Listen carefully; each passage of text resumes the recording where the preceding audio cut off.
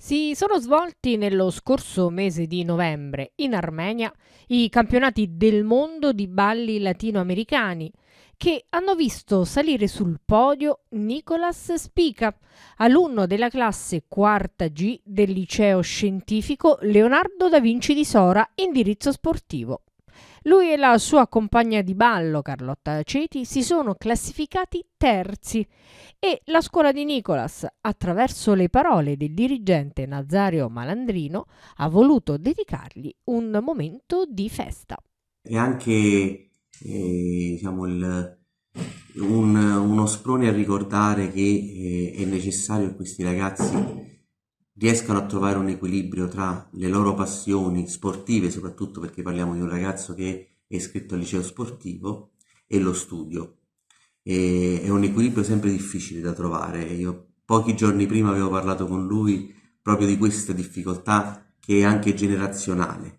Però i ragazzi che mettono impegno nello sport e costruiscono con passione, appunto tenacia e anche abnegazione, insomma, perché si tratta anche di sacrificare buona parte del proprio tempo, della propria vita allo studio e allo sport, e sono sicuramente uno sprone per tutti gli altri, perché rappresentano un esempio e noi abbiamo bisogno di esempi in questo tempo.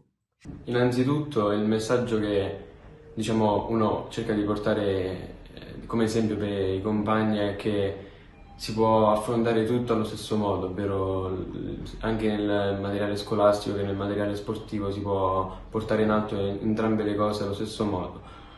Ovviamente vengono fatti dei sacrifici in entrambi i casi.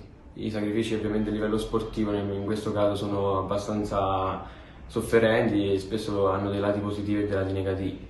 I lati positivi sono casomai i risultati che portano soddisfazione sia in famiglia che a livello personale, mentre i lati negativi, che poi comunque negativi ma che vengono diciamo azzerati da quelli positivi, sono le rinunce che vengono fatte appunto per una passione, uno sport che un atleta diciamo, non riesce neanche a esplicitare diciamo, le sensazioni che può provare una passione.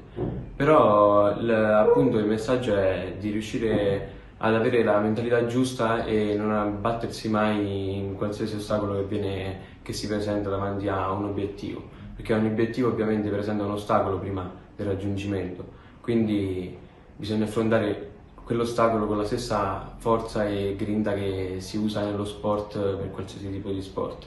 Mentre ringrazio i miei compagni, ringrazio le mie professoresse, il dirigente scolastico, tutti quanti per come mi hanno accolto al rientro. Ovviamente hanno organizzato una mini festicciola appena sono rientrato davanti alla mia classe, hanno chiamato tutte le altre classi e mi hanno aspettato all'entrata.